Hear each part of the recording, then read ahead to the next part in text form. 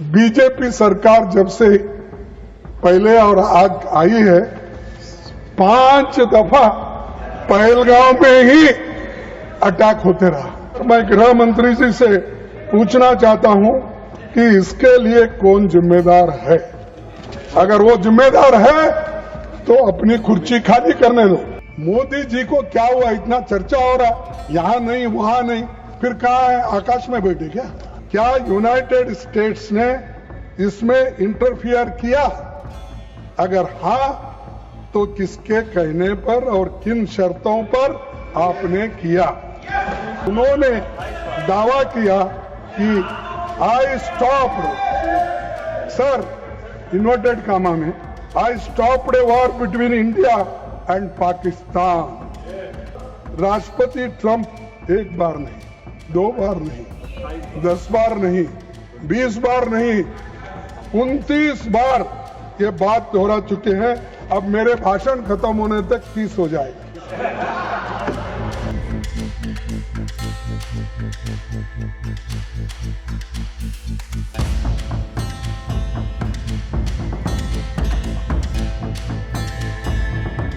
माननीय श्री मल्लिकार्जुन खड़गे।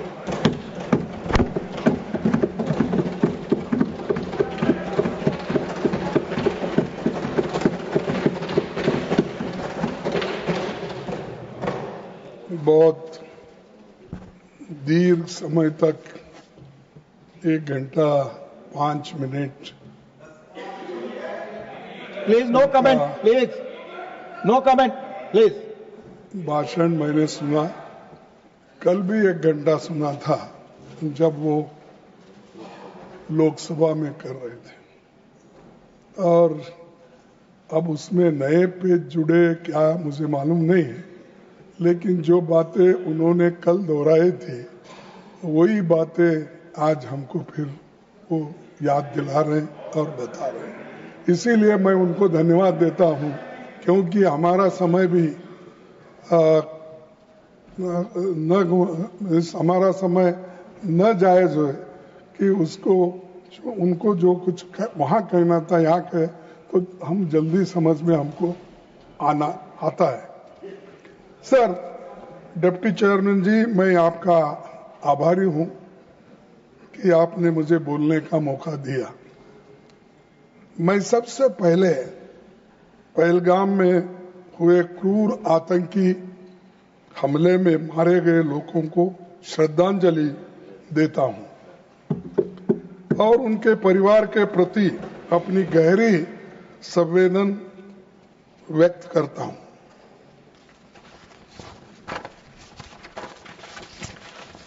मैं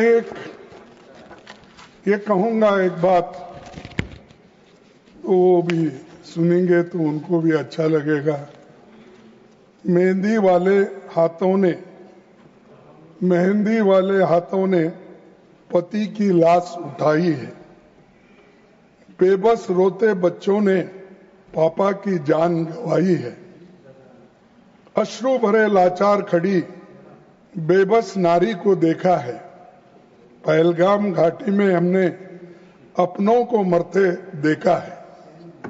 तो ये घटना, ये जो घटी, ये सब लोग देखे हैं, लेकिन मुझे ये समझ में नहीं आ रहा, इतने सब होने के बाद बहुत सी चीजें उन्होंने, यानी जो संबंधित नहीं है, उन विषयों को उठाकर फिर राज्यसभा के अंदर से देश के बाहर के लोगों को उचकाने की कोशिश कर रहे हैं। लेकिन लोग ऐसे झूठे वायदों पे, झूठे बातों से या असत्य बातों से कभी इसको सीरियस नहीं लेंगे। मैं आपसे ये कहूंगा, मैं पूरे देश और इस सदन के साथ इस बर्बर हमले और पाकिस्तान द्वारा आतंकियों को लगातार सपोर्ट करने की निंदा हम भी करते हैं। हमने तो पाकिस्तान की निंदा पहले ही किए थे, करते भी रहे, आज भी करेंगे। कल भी अगर ऐसा ही चला तो करते रहेंगे, लेकिन हम इधर निंदा करते हैं, आप जाकर उसके दावत में पेश होकर उसके गले लगा लेते हाँ? तो बिना बुलाए आपको जाने की आदत है। नहीं, आपको नहीं बोल रहा, आप नहीं गए थे, आपके दोस्त बोलूं क्या, गुरु बोलूं क्या बोलूं, विश्व गुरु वो गए थे। अरे आप खुद ही गलती करते हो, आप खुद ही ऐसी चीजें करते हो और दूसरों को पाठ पढ़ाते हो। ऐसा नहीं होना। आप अगर सीरियस हो तो किसी को दूसरों को टीका करना, तुमने क्या किया वो क्या किया, ये बताने की जरूरत नहीं। हमारा इतिहास तो बहुत बड़ा लंबा इतिहास है, मेरे पार्टी का भी लंबा इतिहास है, और देश को बनाने में भी हमने जो योगदान दिया है, अब तक एक भी आपका ऐसा कोई कारखाना नहीं जो पब्लिक सेक्टर नहीं, जो हथियार बनाने का और चीजें बनाने का एक भी नहीं। आपने सिर्फ झूठ की कारखाने बनाए, लेकिन पब्लिक सेक्टर आपने नहीं। और वही पब्लिक सेक्टर की कहानी आप यहां बताए, HAL, PL जो हमने बनाया था, और पंडित जवाहरलाल नेहरू जी को तो आप इतने बार बोलते हैं। तो मेरे को बहुत से कांग्रेस के लोग भी हैं और दूसरे लोग भी हैं, न्यूट्रल भी है, गवर्नमेंट सर्वेंट्स भी हैं, यानी वो लोग नेहरू जी को गाला देते वक्त अब ये लोग जब कहते हैं कुछ तो तालियां बजाते। अरे एक जमाने में आप जब बच्चे थे, स्टूडेंट थे, तो 14 नवंबर को ये लोग ये कहते थे चाचा नेहरू आए, चाचा नेहरू आए, यही लोग बोलते थे। अब यही लोग टीका कर रहे हैं और यही टीका कर रहे हैं, अरे मुझे सब मानो आप कहां थे। तो ये लोग सर, तो ऐसा किसी का अपमान करने से आप कोई साधते नहीं, कोई आप अचीव नहीं करते। सच बताइए, सच सुनिए, तभी आपको कुछ इसमें से निकलेगा। सर, गृह मंत्री अमित शाह साहब तो गए, नड्डा साहब को छोड़ के गए। हाँ वही छोड़ के गए, बोलिए नहीं लेके गए साहब। गृह मंत्री अमित शाह 7 और 8 अप्रैल 2024 को जम्मू कश्मीर गए थे, तो कहा था कि मोदी सरकार के प्रयासों से देश विरोधी टेरर इकोसिस्टम को ट्रिपल कर दिया गया है। ये किसने कहा? अमित शाह, होम मिनिस्टर ने कहा। अगर ट्रिपल हो गया था तो पहलगांव में कहां से लोग आए, कहां से आए और कैसे आए? अरे इतने सब बातें आप बोलते रहते जो सत्य से दूर है, तो आप सोचिए पहले क्या बोलते हैं और क्या करते हैं। सर, हमले से सिर्फ 3 दिन पहले प्रधानमंत्री मोदी जी ने अपना शेड्यूल्ड दौरा रद्द कर दिया था। मैंने पहले भी इस बारे में पूछा था लिखित, जिसका मुझे आज तक जवाब नहीं मिला।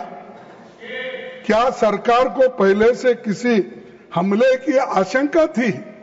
क्योंकि आपने अपना वहां जाने का प्रोग्राम रद्द किया, लेकिन आपको ये कैसा मालूम है वहां पर जो टूरिस्ट जा रहे हैं और लोग दर्शन के लिए जा रहे हैं, तो वो लोगों को जाने देते हैं, और होम मिनिस्टर यहां पर कान में बोलते हैं वहां जाना ठीक नहीं है, जम्मू कश्मीर में हालात ठीक नहीं है।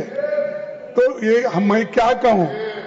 तो अपनी जान बचाने के लिए दूसरों के जान अगर चले भी गई, चल सकता है क्या? ये देशभक्ति है आपकी? Sir, no, I am not in. माननीय लीडर ऑफ हाउस, माननीय leader of house, yes sir, जिसका मुझे आज तक जवाब नहीं मिला। सर आपके उत्तर में बोलो, आपके उत्तर में बोलो। अरे नहीं सर, नहीं हिल रही आई am not Sir, the honorable मेरे साथ हमेशा ऐसा ही होता है। leader of the opposition नहीं, पहले भी ऐसा ही शोका हुआ, अभी भी given ऐसा। us the very serious charge नहीं, of the honorable Prime Minister. नहीं, yield नहीं He has to होगा। authenticate. Please, That has to be authenticated. Sir, otherwise this should be expunged. अरे मेरे पास जो मालूमात है मैं रख रहा हूँ, आप उसको डिनाई कर दिए। मुझे दीजिए, मुझे मालूम। देखो, सर, only ये हमला factual things will go on the record. Only factual things will go on the record. Please take your seat. Please take your seat. Please. काम नहीं चलेगा। Yes, please. ये लोगों को आप नहीं मौका देते। Yes, sir. Please. दे रहे हैं, माइक दे रहे It हैं। will be examined. Please. सच्चाई सामने Yes. आके लाए। Mani, ये हमला 22 अप्रैल please. 2025 को हुआ। Let him speak. पहले दिन से ही विपक्ष ने संसद का स्पेशल सेशन बुलाने की मांग की थी। आपने नकारा और आपने नकार कर ये कहा समय आने पर उसका उत्तर देंगे, और फिर बाद में आप लोग इस तरह से आज पेश हो रहे हैं कि जो कुछ हमने किया, देरी से भी किया तो बहुत अच्छा किया, ये बोल रहे हैं। तो ये सर, मैंने और लोकसभा में नेता प्रतिपक्ष राहुल गांधी जी ने प्रधानमंत्री को पत्र लिखकर विशेष सत्र बुलाने का मांग किया, लेकिन हमने इस पत्र का कोई जवाब आया ना, कोई हमको मालूमात हुआ, कोई टेलीफोन भी नहीं किया कि ये नहीं हो सकता, आगे देखेंगे, कुछ नहीं। तो वो सिर्फ हमारे जो भी लेटर्स जाते हैं, हमारे जो पत्र जाते हैं, वो वेस्ट बॉक्स में फेंक देते हैं, देखते भी नहीं। इतना अहंकार, इतना गर्व अगर होता है तो एक ना एक दिन आपका गर्व तोड़ने वाले लोग आएंगे। ये अच्छा नहीं है। आपको लिखने के एक सेंटेंस, दो सेंटेंस लिखने की फुर्सत नहीं है, लोगों के गले पड़ने की फुर्सत है। और डिप्टी चेयरमैन जी, 1962 में भारत चीन युद्ध चल रहा था, जब नेहरू जी ने चंद विपक्षी सांसदों की मांग पर विशेष सत्र बुलाया था, तब ये मांग उठी थी कि सीक्रेट सेशन बुलाना चाहिए, लेकिन नेहरू जी ने कहा कि जनता से कुछ छिपाया नहीं जाना चाहिए। और ये है हमारा लोकतंत्र। तुम्हारा लोकतंत्र क्या? बुलाओ, नहीं बुलाएंगे। और कम से कम मीटिंग में रखो, जो सत्यता है वो भी नहीं आएंगे नहीं। और आपने तो हमारी बात रखी कि हम लोग आए थे, राहुल जी आए थे, ठीक है, आपको धन्यवाद, कम से कम आप याद अब कर रहे हैं। लेकिन हम आए, आपके मोदी साहब कहां थे? क्यों नहीं थे? और हम वो मीटिंग में आते हैं, तुम चुनाव प्रचार में बिहार में फिरते हो, ये तुम्हारी देशभक्ति है। और ये बातें उनको कहना चाहिए। आज इस सदन में हो या उस सदन में बैठना चाहिए था, सुनना चाहिए था। और सुनने की क्षमता जब नहीं है तो आप उस कुर्सी पे बैठने के लायक नहीं हो। धैर्य होना चाहिए। आपने धैर्य की बात की, वो धैर्य आपका दे दो उनको थोड़ा, कम से कम। सर, कुछ 24 अप्रैल को सरकार ने ऑल पार्टी मीटिंग बुलाई थी। उसमें विपक्ष के सभी लोग शामिल थे, लेकिन मोदी जी नहीं आए। वो सऊदी अरेबिया से चुनावी रैली करने के लिए सीधा बिहार चले गए। क्या प्रधानमंत्री की राष्ट्रीय सुरक्षा के प्रति यही गंभीरता है? मैं पूछता हूं। और आपने कुछ पढ़ा किस काम के लिए? और मैं सुना, मैं अब उनका नाम नहीं लेना चाहता हूं, सदन के बाहर गए हैं, उन्होंने बोला एक काम के लिए गए थे, इतना उनको पैसा देना था, मदद करना था। अरे भाई वो तो कल भी कर सकते थे, हमारी मीटिंग क्यों फिक्स की है? उनके बगैर तो आप नहीं करते। जब आपने देश की रक्षा महत्व है, क्या आपकी वहां जाकर पार्टी का प्रचार करना महत्व है? ये मुझे बोलिए सर। मैं इंटेलिजेंस फेल्योर की बात, डिप्टी चेयरमैन जी अब जरा अकाउंटेबिलिटी की बात करेंगे। 2016 में उरी और पठानकोट आतंकी हमला, 2019 में पुलवामा और अब 2025 में पहलगाम आतंकी हमला हुआ। इन सभी घटनाओं से साफ है कि बार बार देश की सुरक्षा और इंटेलिजेंस में चूक हो रही है, फेल्यूर है, यह आपको मानना पड़ेगा। और मैं गृह मंत्री जी से पूछना चाहता हूं कि इसके लिए कौन जिम्मेदार है? क्या वो जिम्मेदार है? वही है ना? हाँ, वही जिम्मेदार है। सभी लोग कर रहे हैं, मैं तो पहले ही कहा था। तो जिम्मेदार हो, उनको जिम्मेदारी फिक्स करो उनके ऊपर। ये तो डिफेंस मैटर नहीं है, नड्डा साहब, ये हेल्थ नहीं है, ये उनका जो जाने का था, ये फेल्यूर होकर अब बढ़ चढ़ के ज्यादा मैं देखा वहां भाषण भी सर, तो ज्यादा वो स्पीकर को नहीं देखते थे, मैं जैसा आपको देख रहा हूं तो देखते नहीं थे, सब इधर करके देख, इधर भाषण, अरे इधर बताना रहता है। यहां आप सभापति हो और आपको कहने का, आपके तरफ से, आपके माध्यम से सब कुछ कहने का है, लेकिन नहीं, चंद लोगों का शौक है कि ऐसा जो पब्लिक मीटिंग में जो करते हैं वैसा पार्लियामेंट में वही करते। तो ये मैं आपसे कहूंगा कि इतनी सब घटनाएं हुई और अब तक बीजेपी सरकार जब से पहले और आज आई है, 5 दफा पहलगाम में ही अटैक होते रहा। इसका सबक भी नहीं लिया। सबक सीखना तो चाहिए, गलती हो गई, ठीक है, गलती को सुधारने के लिए आपने क्या किया? आप वो बातें तो नहीं करें। सर, मैं गृह मंत्री जी से पूछना चाहता हूं कि इसके लिए कौन जिम्मेदार है? अगर वो जिम्मेदार है तो अपनी कुर्सी खाली करने दो, अगर जिम्मेदार नहीं है तो प्राइम मिनिस्टर क्या एक्शन लेते हैं हम देखेंगे। हाँ सर, 14 जुलाई 2025 को जम्मू कश्मीर के लेफ्टिनेंट गवर्नर, सर आपका ध्यान इधर नहीं, सर मैं वो जो बीच में टिप्पणी कर रहे हैं उनको बोला, टिप्पणी करने दो। मैं आपके लिए कर रहा हूं। नहीं, मेरे लिए तो मेरा बात ही नहीं सुने। मैं सुना। सुने, 14 जुलाई 2025 को जम्मू कश्मीर के एलजी मनोज सिन्हा ने खुद माना कि Pahalgam terror attack was undoubtedly security failure। ये मेरा नहीं, ये है उनका, ये रिकॉर्ड में है, ये है। उन्होंने कहा Pahalgam was a security lapse। What happened in Pahalgam was very unfortunate। Innocent people were brutally killed।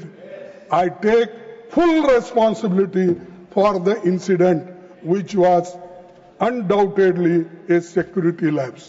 ये security lapse है, इसका जिम्मेदारी होम मिनिस्टर लेना चाहिए, नॉट द एलजी। और ये उनको छिपाने के लिए, उनकी गलती छुपाने के लिए, क्योंकि सब डरते हैं नंबर 1 और 2 को, जरा नंबर 3 को जरा थोड़ा जोश है, लेकिन 1 और 2 में तो डर जाते हैं सभी लोग। इसीलिए पाप बेचारा उन्होंने लिया ये जिम्मेदारी, उन्होंने लिया जिम्मेदारी। कौन? हम मेरी गलती है बोले उन्होंने, तो ये और एक बार पढ़ता हूं, Pahalgam was a security lapse. What happened in Pahalgaon was a very unfortunate. Innocent peoples were brutally killed. I take all responsibility for the incident, which was undoubtedly a security failure. ये लेफ्टिनेंट गवर्नर मनोज साहब का statement है. तो इसीलिए ये जिम्मेदारी home minister लेना चाहिए, अमित शाह साहब लेना चाहिए. आप जरा उनको बताइए कम से कम. और हमको ये कहते हैं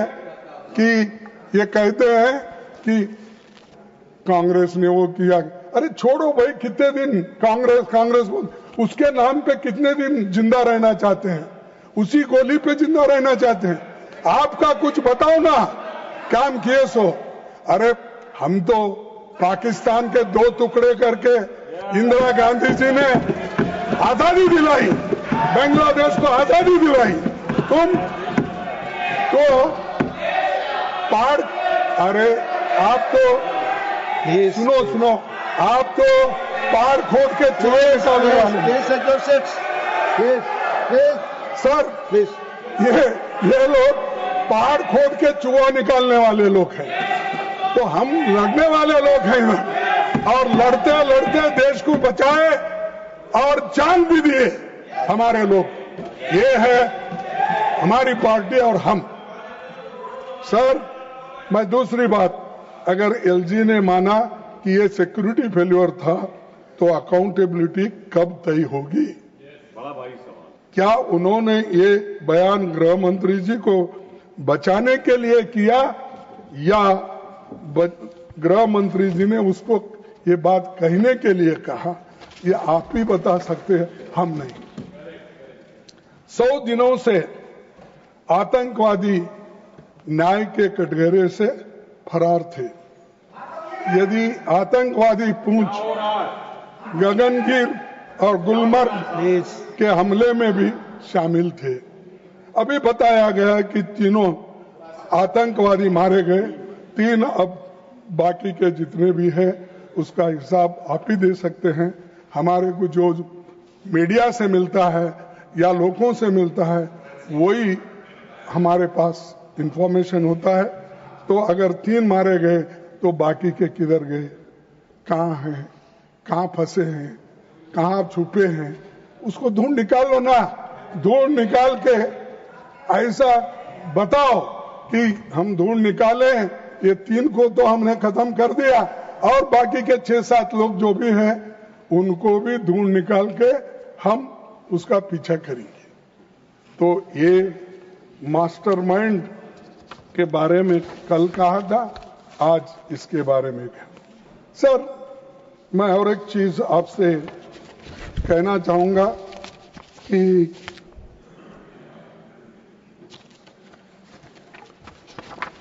डिप्टी चेयरमैन जी, अब मैं ऑपरेशन सिंदूर पर आता हूं. कांग्रेस पार्टी हमारे सशस्त्र बलों, आर्म्ड फोर्सेस पर गर्व करती है और उनके शौर्य और बहादुरी को सलाम करती है. यहां मैं ये भी कहना चाहूंगा कि पूरा देश एकजुट खड़ा रहा. हमारी कांग्रेस पार्टी ने, नेताओं ने, देश भर पूरे अपोजिशन ने सब मिलकर, इंडिया गठबंधन से लेकर जितने भी इंडिपेंडेंट, सभी ने सेना के समर्थन में, सेना के सम्मान में जय हिंद का यात्रा हमने निकाला, क्योंकि आर्मी को सपोर्ट करने के लिए, उसको हिम्मत देने के लिए. मैं और एक बात कहूंगा, हमने 7 मई की CWC की बैठक में प्रस्ताव पारित किया था. ये राजनीति करने का समय नहीं है. हमने कहा ये राजनीति करने का समय नहीं है, बल्कि देश की एकजुटता, दृढ़ता और राष्ट्रीय संकल्प दिखाने का समय है. भारत एकजुट है और किसी भी परिस्थिति में उसकी एकता को कमजोर नहीं किया जा सकता. ये हमने आपको सपोर्ट किया, हमने ये कहा, आपका साथ दिए. देश के हित में हमने हर कदम पर सरकार को सपोर्ट किया. हम लोग देश की एकता और एकजुटता के लिए सरकार के साथ खड़े थे। लेकिन मोदी जी विपक्ष पार्टियों के खिलाफ चुनावी भाषण करते फिरते हैं, जब हम लोग एकजुट होकर उनको सपोर्ट करते हैं। सिर्फ 4 दिनों में पाकिस्तान की फायरिंग से जम्मू के पुंछ और राजौरी में 27 भारतीय नागरिक, जिनमें 5 बच्चे भी शामिल थे, मारे गए और 70 घायल हो गए उस वक्त। और इन लोगों को सुरक्षित स्थान पर पहुंचाया जा सकता था, लेकिन सरकार ने देर की और उन्हें बचाने के लिए ठोस प्रयास नहीं किया गया। तो 10 मई को युद्ध विराम की घोषणा की गई। उसके बाद क्या हुआ मैं बताना चाहता हूं। उसके बाद में बीजेपी के एक राज्यसभा सांसद ने कहा, पहलगाम हमले में जो शहीद हुई उनकी पत्नियों में वीरांगना जैसा भाव नहीं था। उनकी पत्नियों में वीरांगना जैसा भाव नहीं था, इसीलिए वो हाथ जोड़ रही थी, गिड़गिड़ा रही थी। ये है आपकी महिला के प्रति आपकी सोच और संवेदनशीलता। अरे एक महिला अगर रो रही है, गिड़गिड़ा रही है अपने पति के जो उसमें मरने के बाद, उनको ये कहते हैं। अरे एक लीडर, एक बीजेपी का नेता, ऐसे लोगों को कान पकड़ के बाहर निकालो। क्यों रखते हो? उससे बुरा नाम आपको भी आता है, देश को आता है। और लोग भी यही कहते हैं कि देखिए पार्लियामेंट में ऐसा होता है, कहते हैं तो फिर ऐसे लोगों के ऊपर कोई एक्शन नहीं लेता है। पार्लियामेंट के बाहर ऐसा होने के बाद भी नहीं लेते हैं, और हमको कहते हैं पार्लियामेंट में ऐसा चीज क्यों नहीं उठाते, आप देश को क्यों नहीं बताते। तो इसलिए मैं आपको यही कहूंगा कि महिला के ऊपर इस तरीके से रिमार्क करना, बोलना बहुत गलत है। इसके लिए उनको आप पार्टी के ओर से सजा देना चाहिए। सर, मध्य प्रदेश के एक मंत्री ने भारतीय सेना की स्पोर्ट्स वुमेन का अपमान करते हुए कहा, जिन्होंने हमारी बेटियों के सिंदूर उजाड़े थे। बोलो साहब, क्योंकि आप बहुत बात कर रहे, पैसे की बात कर रहे शायद, बजट तो, लेकिन मेरा भी एक थोड़ा सुने तो अच्छा होगा। नहीं, 2 कान तो नहीं हो सकते, एक ही तरफ से हो सकते। तो 2 ही, एक तो मेरे लिए, एक उनके लिए। सर, जिन्होंने हमारी बेटियों के सिंदूर उजाड़े थे, उन कटपिटे लोगों को हमने उसी की बहन भेजकर ही उनकी ऐसी की तैसी की। ये मंत्री है, कंत्री है, मुझे मालूम है, उसका तो यहां पर उसको तो कंडम करना चाहिए। ऐसे आदमी, ये पहला भी मैंने उदाहरण बताया, दूसरा उदाहरण भी ये है। तो ये चीजें आपके पीछे होते हैं। तो जब तक आप अपने लोगों को काबू में नहीं रखते, कंट्रोल नहीं करते, वैसा रिएक्शन दूसरे की तरफ भी आता है। और दूसरे के तरफ से अगर ऐसा रिएक्शन कोई आया तो आप क्या कहते हैं? देशद्रोही, देशभक्ति नहीं इनमें। सिर्फ देशभक्ति का गुत्ता तुमने ही लिया, पूरा कॉन्ट्रैक्ट लिया तुमने, बाकी के पास किसी के पास खून नहीं। खैर, मेरे खून बहता है, लेकिन अंदर सिंदूर डाले तो खराब हो जाता, नहीं मुश्किल होता ना। तो सिंदूर तो सौभाग्य बचाने मां इसे करते हैं। तो ये जहां जो कुछ बोलना आता है उसको जोड़ के बोलते जाते हैं। सर, उन कटे पिटे लोगों को हमने उनकी बहन भेजकर ही उनकी ऐसी तैसी की। कल ही सुप्रीम कोर्ट ने इस मंत्री के कड़े शब्दों में निंदा की और खंडन किया। क्या लड्डा साहब आप इसको बाहर निकालेंगे? तब सुप्रीम कोर्ट ने ही अगर कंडम किया है उस हाँ अब हाँ बोल रहे, इसीलिए थैंक यू वेरी मच। हाँ नहीं, अब सुप्रीम कोर्ट एक मंत्री को अगर ये कहता है और उसको कंडम करता है तो आप तो इजीली उसको निकाल दो, दूसरे को ला। आपके पास तो इतने भरे हुए लोग हैं और भाग रहे, आपके ईडी, सीबीआई, इनकम टैक्स को देखकर भागत, उसमें से किसी को करो। सर, शहीद आर्मी मेजर विनय नरवाल की विधवा को भी सोशल मीडिया पर ट्रोल किया गया और हमारे विदेश सचिव यहीं बैठे थे, वो भी अब पैसे की बात कर रहे, तो हमारे विदेश सचिव तक को पर्सनल अटैक्स का विदेश मंत्री प्लीज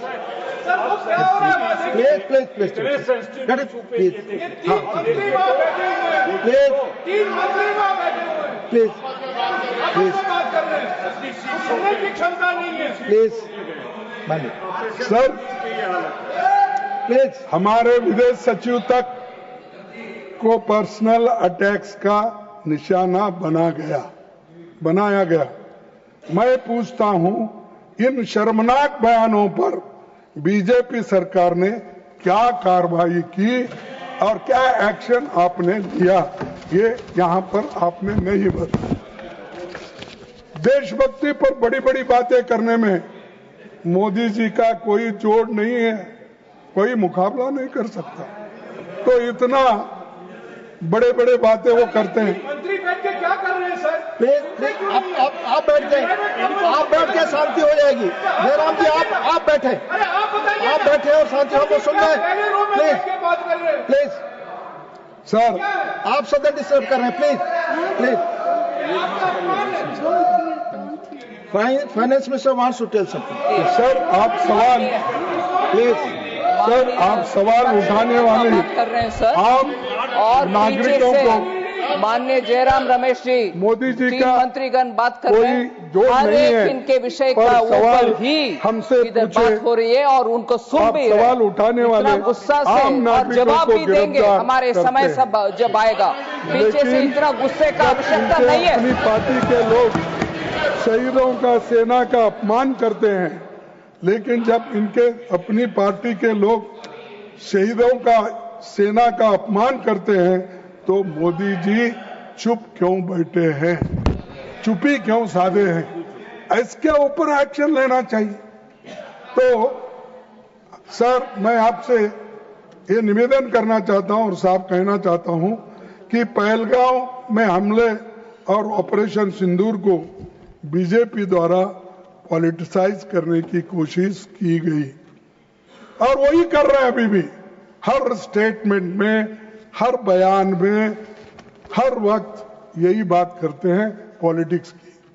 अब मैं समझता हूं इससे उनका काम बनने वाला नहीं है।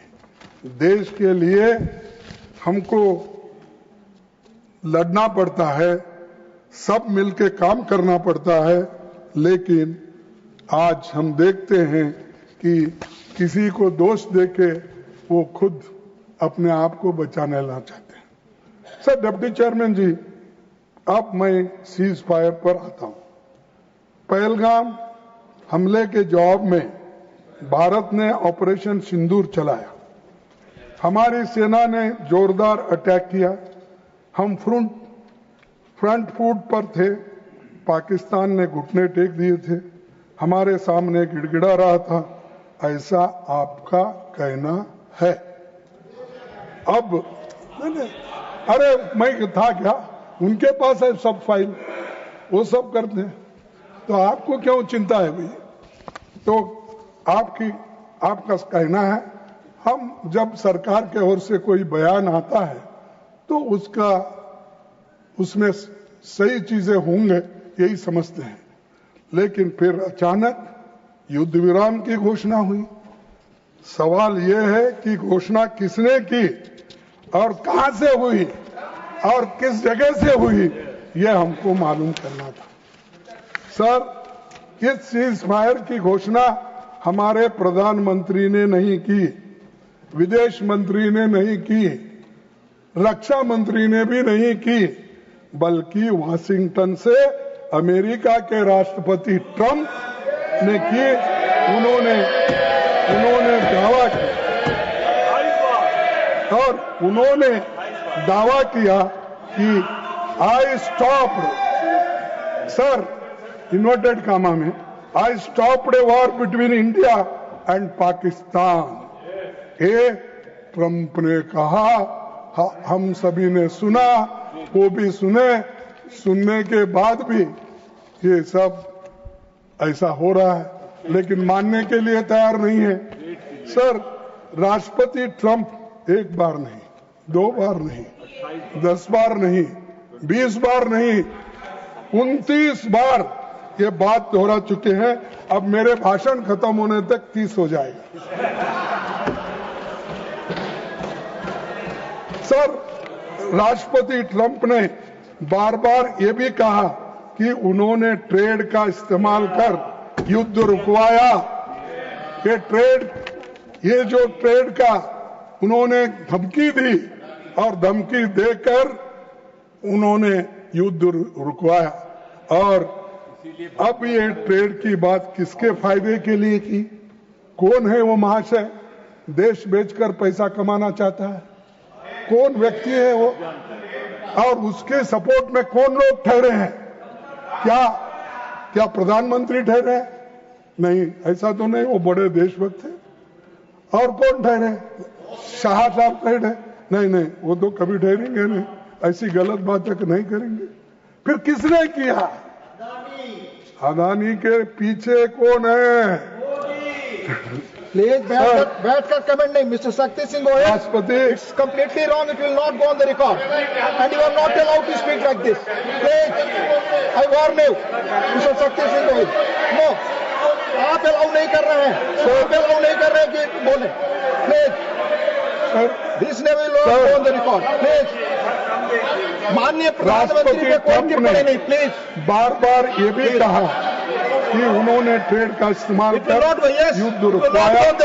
अब ये ट्रेड की बात किसके फायदे के लिए हुई? कहीं आपके मित्रों के फायदे के लिए तो नहीं। मोदी जी गालियों तक का हिसाब रखते हैं। मोदी जी गालियों तक का हिसाब रखते हैं। कौन कितने गालियां दिया, किसने दिया, इसका हिसाब रखते हैं। लेकिन भारत के सम्मान के खिलाफ राष्ट्रपति ट्रंप की बात मोदी जी क्यों चुप बैठे हैं? क्यों चुप्पी साधे हैं? सर, फिर एक प्रेस कॉन्फ्रेंस में राष्ट्रपति ट्रंप ने कहा कि 5 जेट्स गिराए गए। कौन से हैं? अगर हम तो आपका उनका ये नहीं बोल रहे। जब ट्रंप बोल रहा है, आपका दोस्त बोल रहा है, उसके प्रचार के लिए जाते हो, उसके चुनाव के लिए जाते हो, इस बार फिर एक बार ट्रंप। अरे कोई विदेशी देशों में जाकर किसी प्राइम मिनिस्टर का प्रचार कोई देश करता है? आज तक कोई नहीं किया। हाँ? तो सर, तो वो कहने दो, मैंने 5 जेट्स गिराए गए। कौन, कहा? हम ये नहीं पूछते उनके ये कौन से थे, क्या है, ये आप ही को मालूम, आप इसको बता सकते हैं। मोदी जी से देश जानना चाहता है, वो साफ साफ कहे कि हमारा एक भी जेट नहीं गिरा। क्योंकि नहीं, ये तो अमेरिकन प्रेसिडेंट कहा, जो उनका दोस्त है, रोज कभी मिले तो गले लगा लेते हैं, हाथ मिला लेते हैं और सब बातें करते हैं। तो ये कोई बात छुपी हुई नहीं, वो करना चाहिए और देश को बताना चाहिए। और हमारे राजनाथ सिंह साहब वो झंझट में नहीं पड़ते और ज्यादा इसमें भी नहीं जाते, सच है बताते हैं। कम से कम ये सच्चाई तो हमको बताओ। सर, डिप्टी चेयरमैन जी प्रधानमंत्री जी से माननीय एलओपी, माननीय रक्षा मंत्री कुछ कहना चाहते हैं, चूंकि आपने नाम लिया है, he has right to speak. आपका नाम लिया है इसलिए आपको अधिकार है बोलने का। आपका नाम लिया इन्होंने इसलिए आप बोल सकते हैं, प्लीज आप बोले। आपने नाम लिया इसलिए उनको बोलने का हस्तक्षेप का अधिकार है, प्लीज। आपने नाम लिया। माननीय रक्षा मंत्री। सभापति महोदय, कल हमारे विदेश मंत्री ने लोकसभा में ये पूरी तरह से स्पष्ट no, I am not yielding sir. Sir, it's not question of yielding. आपने उनका नाम लिया, उनको बोलने का अधिकार है, प्लीज। आपकी बात रिकॉर्ड में जाएगी, आप बोले। अरे बाद में आप जवाब दो, अथवा बाद में जवाब दो। घटना हुई थी तब से लेकर आज तक हमारे प्रधानमंत्री की कोई भी बात ट्रंप के साथ नहीं हुई है। यह बात हमारे विदेश मंत्री ने पूरी तरह से क्लैरिफाई कर दी है। हो गया। मैं समझता हूं कि इस क्लैरिफिकेशन के बाद फिर बोलने का कोई औचित्य नहीं है सर। और मैं फिर से इस बात को दोहराना चाहता हूं, सर किसी के दबाव में यह ऑपरेशन सिंदूर स्थगित नहीं किया गया है। अध्यक्ष महोदय, ऑपरेशन सिंदूर यदि स्थगित हुआ है तो पाकिस्तान के डीजीएम, मैं यील्ड नहीं हुआ, वहां की पॉलिटिकल लीडरशिप के कहने पर वहां के डीजीएमओ ने रिक्वेस्ट किया है। नहीं, वो बात बाद में सफाई दो ना। अरे समाप्त करिए, तब जाकर यह समाप्त नहीं हुआ है, यह स्थगित हुआ है। अभी नड्डा साहब बचे हैं, होम मिनिस्टर बचे हैं, वो सब डिफेंड करते हैं। आप जरा आप नहीं है, खामोशी से सुनिए, प्लीज खामोशी से सुनिए। अभी नड्डा बचे हैं जवाब देने के लिए, और होम मिनिस्टर भी फिर आएंगे, अपना बात कहेंगे। छोड़ो उनके लिए कुछ। हम प्राइम मिनिस्टर से भी पूछ रहे हैं, प्राइम मिनिस्टर से पूछ रहे कि उन्होंने क्यों नहीं इसको कंडेम किया। ये झूठ है, मेरे पास उतनी ताकत है और हम हिम्मत से काम करते हैं। कोई थर्ड पार्टी को हम कभी एंटरटेन नहीं करते। हमारी पॉलिसी है कि थर्ड पार्टी को इसमें इन्वॉल्व नहीं करना, यह हमारी पॉलिसी। लेकिन इस पॉलिसी के खिलाफ क्यों गए आप? तो दोनों मिलके बात करके सुलझाने वाले, आपके दोनों ऑफिसर्स मिलके अगर सुलझाने वाले हैं, थर्ड पार्टी इसमें कोई नहीं है। हमारी तो पहले से पॉलिसी है कि हम थर्ड पार्टी को इन्वॉल्व करके कोई समझौता नहीं करना, हम खुद अपने आप को समझौता करना चाहिए। ये भी पॉलिसी के खिलाफ चलेगा। और सर, मैं अब सीधे सीधे 2-4 इसके प्रश्न पूछूंगा, उसका जवाब देंगे मुझे।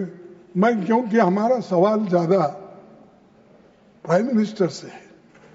अब इन्होंने जो रिपोर्ट लाए वो डिफेंस मिनिस्ट्री का रिपोर्ट लाए, लेकिन हम चाहते हैं मोदी जी को क्या हुआ, इतना चर्चा हो रहा, यहां नहीं वहां नहीं, फिर कहां है, आकाश में बैठे क्या? सर, पहला, किन शर्तों पर, आप सुनिए, किन शर्तों पर ये सीज फायर हुआ और पाकिस्तान बैकफुट पर होने के बावजूद अपने इसे क्यों स्वीकार किया? सर, नंबर 2, क्या यूनाइटेड स्टेट्स ने इसमें इंटरफियर किया? अगर हां, तो किसके कहने पर और किन शर्तों पर आपने किया? तीसरा, क्या यूएस प्रेसिडेंट ने यह सीज फायर कराया जैसा वो बार बार दावा कर रहे हैं? और अगर हां, तो क्या ये भारत की नो थर्ड पार्टी मेडिटेशन की पॉलिसी के खिलाफ नहीं है? तो ये भी जवाब होना चाहिए। सर, चौथा, क्या हमें ट्रेड थ्रेट्स या अन्य इकोनॉमिक ब्लैकमेल के कारण ये सीज फायर होना या इसको मानना पड़ेगा? ये सब 4 सवाल मैं आपके सामने रखा हूं। खैर, अंत में इसको प्राइम मिनिस्टर जवाब देंगे। उनसे उनका तो थोड़ा मुंह खुलवाए, क्योंकि बाहर बहुत हिम्मत करे, आए आकर बोले। सर,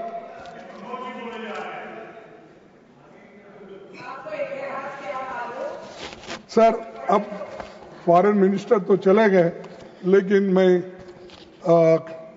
डिफेंस मिनिस्टर को सुनवाना पड़ता। सर, पहलगाम के बाद जो कुछ हुआ उससे मोदी जी की 11 साल की फोटो खिंचाने, हाथ मिलाना, जबरदस्ती गले लगने वाला, यही फॉरेन पॉलिसी हो गया है। सच सामने आ गया, सिर्फ इवेंट बाजी से विदेश नीति नहीं चलती कि देश के लिए एक स्पेसिफिक विदेश नीति बनाना होगा और वो विदेश नीति के ऊपर हम सबको चलना होगा। अगर ये सब छोड़ के इसके साथ फोटो लिए, अगर वो दूर भी है तो ऊपर गिर के फोटो लेना, ये सब जरा अच्छा नहीं दिखता। और जिसको आप विश्वगुरु मानते हैं, जिसकी तारीफ इतनी हो रही, इंदिरा गांधी के साथ कभी कंपेयर करते हैं, नेहरू जी से करते हैं, अब फिर कल ट्रंप और उनकी तो दोस्ती है, खैर मैं कुछ नहीं बोल सकता कि उन्होंने यहाँ तक अपनी बातें कर रहे हैं और वो भी खुश है। और जो उसी लिए तो हमारे जो चेयरमैन साहब थे चले गए बेचारे। विषय पर लौटे प्लीज। सर फॉरेन पॉलिसी सच सामने आ गई, इवेंट बाजी बंद करो और विदेश नीति पक्का करो और उसी से तहत चलने की कोशिश करो। सर, हाउडी मोदी और नमस्ते ट्रंप जैसे बड़े बड़े इवेंट के बावजूद भारत के स्ट्रैटेजिक इंटरेस्ट सुरक्षित नहीं हो पाए, क्योंकि इतनी दोस्ती गहरी होने के बावजूद भी आपके साथ कोई नहीं खड़ा हुआ। एक भी देश, यहां तक कि अमेरिका ने भी पाकिस्तान की खुलकर स्पष्ट शब्दों में निंदा नहीं की। पाकिस्तान के आतंकवादियों को सपोर्ट पर किसी भी देश ने कुछ नहीं कहा। तो ये दर्शाता है कि आपके बुरे वक्त में आपके साथ कोई आने वाला नहीं है, ये इससे दर्शाता है। सर, इतिहास में पहली बार अमेरिकी राष्ट्रपति ने पाकिस्तानी सेना प्रमुख को व्हाइट हाउस में खाने पर बुलाया। यूएस सेंट्रल कमांड चीफ ने पाकिस्तान को काउंटर टेरर ऑपरेशन में फेनोमिनल पार्टनर यानी पक्का साथी, तो पाकिस्तान हमारा पक्का साथी है, ये व्हाइट हाउस ने, वहां के सेंट्रल कमांड ने कहा। तो आप ही बोलिए, एक तरफ वो लोग कंडेम भी कर रहे हैं और कोई आपका दोस्त बनने को तैयार नहीं है, तो दूसरे तरफ आप हर एक गले मिल रहे हैं, फोटो खिंचवा ले रहे हैं, कोई पीछे ठहर रहा है तो आगे ले रहे हैं। तो ये सब काम कर रहे हैं, क्यों? कहीं के लिए? अरे आपकी इज्जत ऐसा रहना चाहिए, कहीं आप कोने में भी ठहरे तो आकर आपको बुला लेके सेंटर में ठहरा, उसको कहते हैं उसका व्यक्तित्व। लेकिन उनको क्या मालूम है, मुझे तो समझ में नहीं आता। तो ये, और दूसरी बात साहब, सीज फायर के बाद आईएमएफ और वर्ल्ड बैंक ने पाकिस्तान के लिए बड़े आर्थिक सहायता का पैकेज घोषणा की। मैं जानना चाहता हूं कि इन दोनों संस्थाओं के बोर्ड में भारत ने एक पैकेज का विरोध क्यों नहीं किया?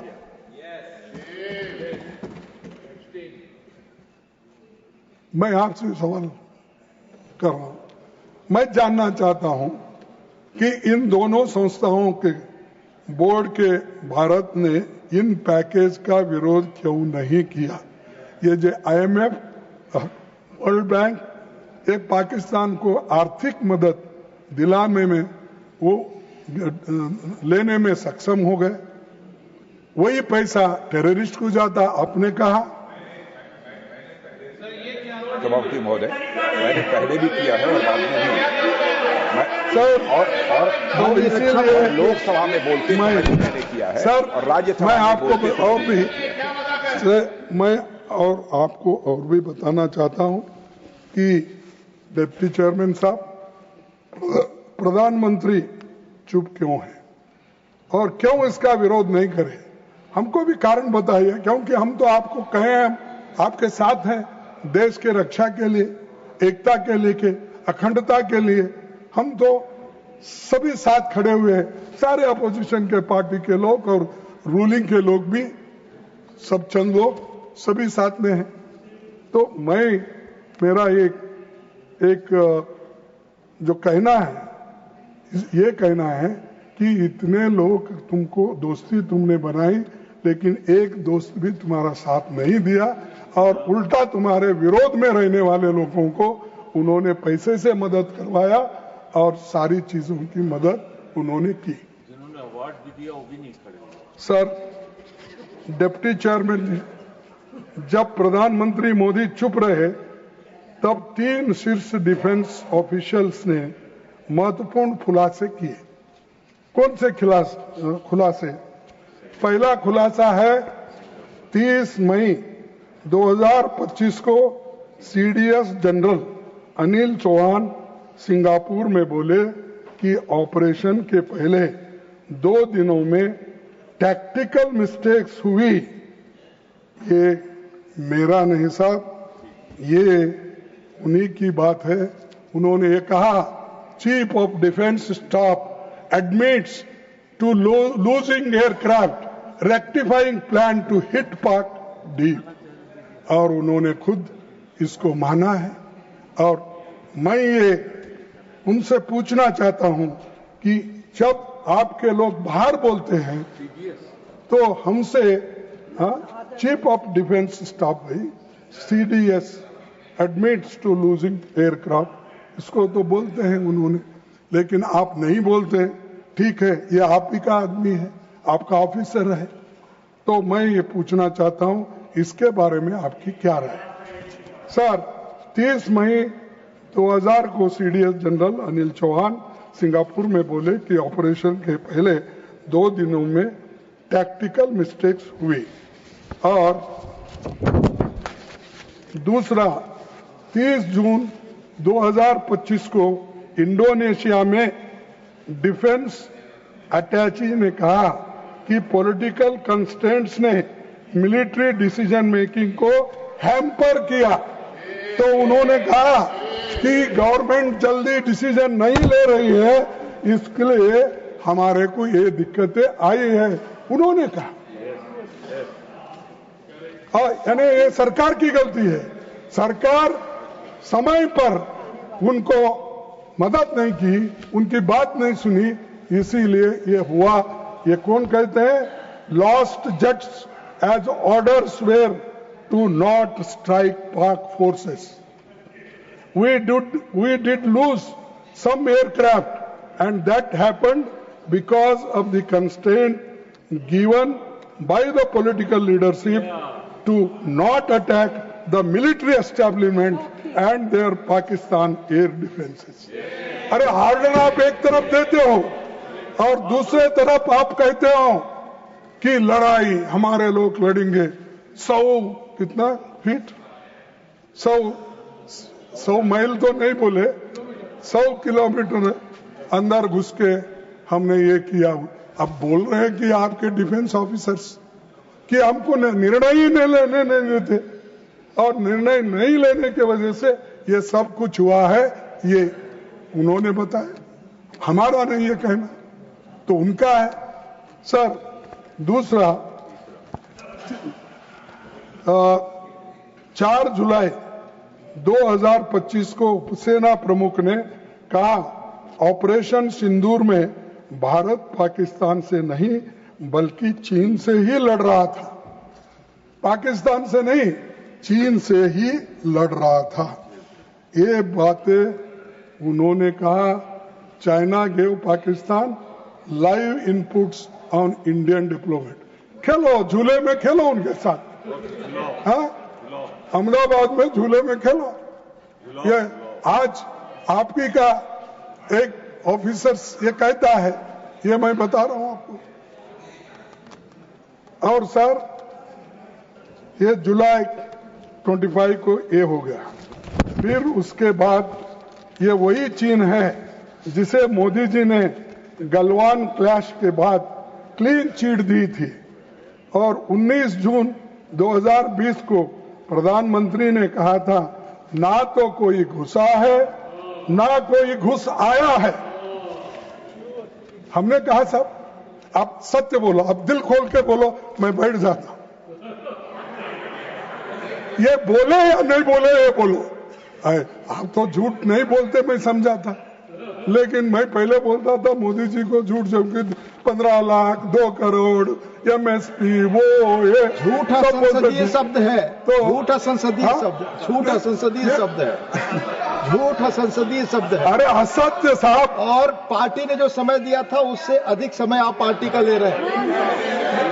No problem, I have no problem. आपकी पार्टी का समय जा रहा है, आपकी पार्टी का। ठीक है, ठीक है, ये मेरी गलती हो गई, मेरे को इंटरफेयर भी कर रहे ना सर, वो भी टाइम थोड़ा काटो।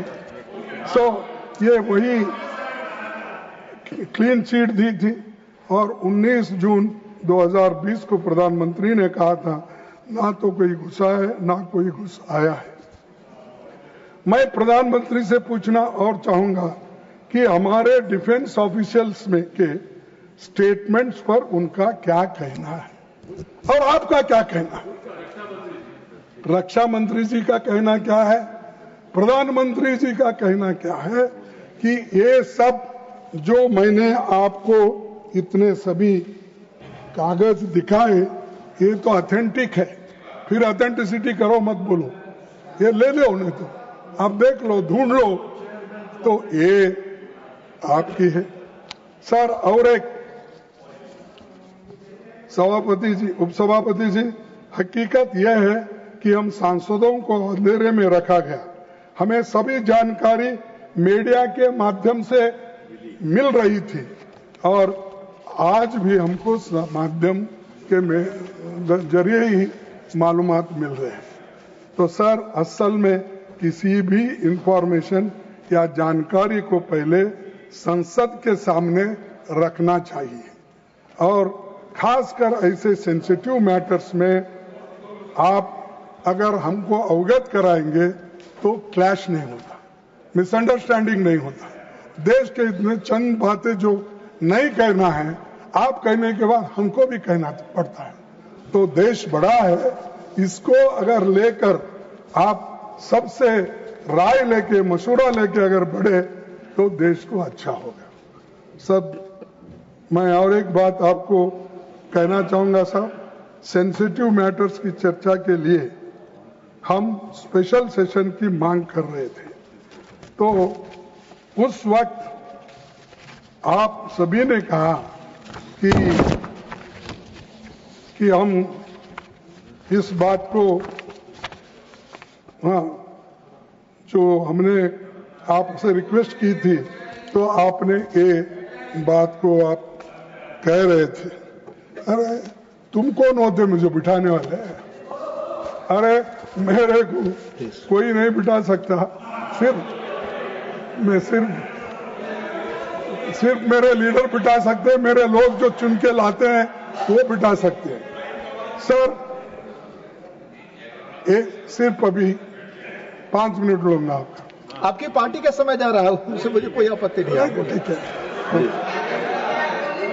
सर। डिप्टी चेयरमैन, हम मांग करते हैं कि देश के सबसे सुरक्षित इलाके में हुई सुरक्षा और इंटेलिजेंस की इन गंभीर खामियों और गलतियों पर समयबद्ध तरीके से जवाबदेही तय की जाए।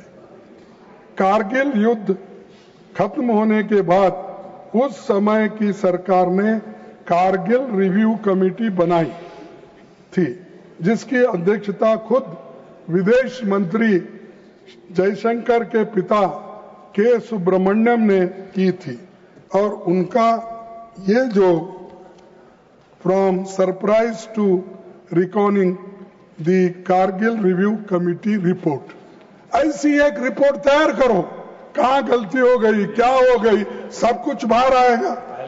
हर चीज को आप छुपाते रहेंगे तो और मामला बढ़ जाएगा।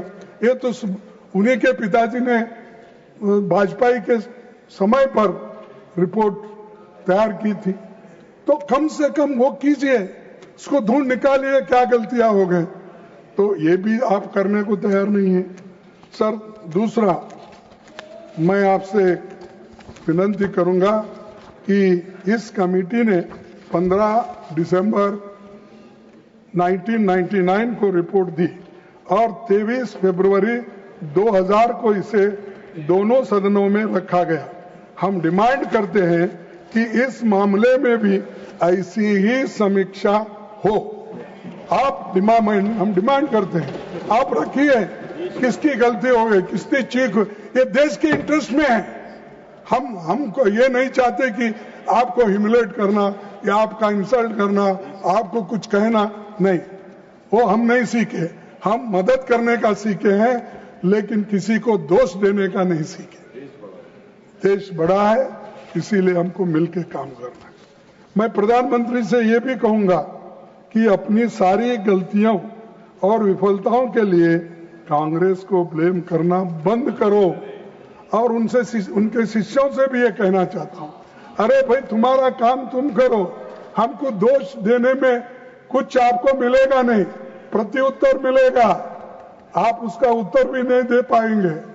लेकिन ये लीडरशिप का मतलब होता है कि जिम्मेदारी लेना, ना किसी को दोष देना। आप लीडर्स हैं, आप जिम्मेदारी लो। प्रधानमंत्री जी बोलो आप, लेकिन मुझे समझता है आज नहीं कल वो या इंटरवेन करेंगे, उत्तर नहीं देंगे, इंटरवेन करेंगे, क्योंकि वो दूसरों को जवाब देना नहीं चाहते। वो छोड़ दिए अपने दोस्तों को, मिनिस्टरों को, तुम जाओ कुछ भी कहो और जो आपको कहना है, तो मैं आकर फिर बाद में कुछ।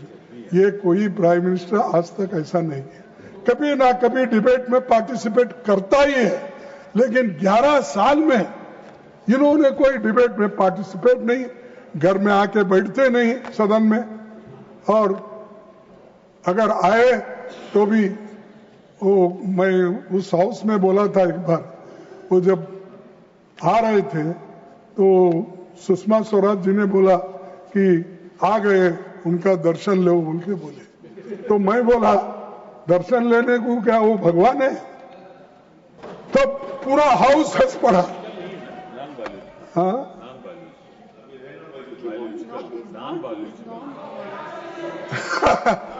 तो ये उन्होंने ये हाउस में ऐसा हुआ, फिर भी वो इनको सबको मालूम है, अपने राजनाथ सिंह साहब को, सबको। तो मेरा कहना यही है कि एक व्यक्ति को बढ़ावा इतना भी मत दो, उसको भगवान मत बनाओ। वो डेमोक्रेटिक सिस्टम में, वो डेमोक्रेटिक सिस्टम से आया हुआ आदमी को डेमोक्रेटिकली उसको जितनी इज्जत मिलनी है दो, लेकिन उसको भगवान बनाकर उसकी पूजा मत करो, उससे देश का नुकसान होता है। और बाबा साहब अम्बेडकर ने भी यही कहा, भक्ति इन रिलीजन इट में सॉल्व टू दिस सोल, और भक्ति इन पॉलिटिक्स वो डिक्टेटरशिप के तरफ जाता है। तो इसीलिए डिक्टेटर मत बनाओ साहब, आप प्रधानमंत्री बनाए, उसका काम करने के लिए आप मदद करो, लेकिन लोगों को गालियां देने के लिए मत छोड़ो। जैसा हमारे देहातों में बोलते हैं सब, माफ करना, क्योंकि मैं देहाती भी हूँ, सेमी अर्बन हूँ और सिटी का भी आदमी हूँ, मेट्रोपॉलिटन का। तो कभी लोग क्या करते हैं, उनको कुछ अपने गाय बछड़ों को चराने के लिए जगह नहीं है तो सरकारी गायरान में छोड़ देते हैं। सरकारी गायरान होती ना, आपके पास क्या कहते हैं मालूम, तो चारा खाने के लिए सरकारी गायरान में छोड़ देते हैं, सरकारी जमीन पे। कोई भी कोई भी वहां पर छोड़ सकता है। वैसा आप मत करो साहब, ऐसा मत छोड़ो उनको, कहीं भी चरने के लिए मत छोड़ो, पूरा देश खराब हो जाएगा। तो इसीलिए सर मैं आपसे ये विनती करूंगा, सर, अप्रैल को मैंने खुद सबसे पहले बेंगलुरु में एक प्रेस कॉन्फ्रेंस की और कहा हम हर कदम पर सरकार के साथ है। ये हमने कहा, पहला आदमी मैं बेंगलुरु से प्रेस कॉन्फ्रेंस करके 1 घंटे में हमने कहा, क्योंकि हमको देश चाहिए। हम और आप मिलकर अगर बनाएंगे देश को बनता है, लेकिन एक दूसरे को कुचलने का काम करेंगे तो देश नहीं बनेगा और आपका भी नाम इतिहास से मिट जाएगा। भाइयों, सरकार जो कदम उठाएगी हमारा सरकार को पूरा समर्थन रहेगा, ये हमने कहा था। लेकिन सरकार को अपने गिरेबान में भी झांक कर देखना चाहिए कि हम आपके साथ जब चट्टान की तरह खड़े थे तो आप क्या कर रहे थे? आप ये कर रहे थे, भारत तैयार है, ये ऐसा फोटो मेरा डालकर आपने ये प्लीज माननीय खड़गे, आप अपनी बात खत्म करें। 16 नहीं, आप देखिए, आप नियमता कोई पोस्टर और आप नहीं दिखा सकते। फॉलो द नियम। और लीडर ऑफ अपोजिशन से उम्मीद की जाती है कि वो please do not show this things.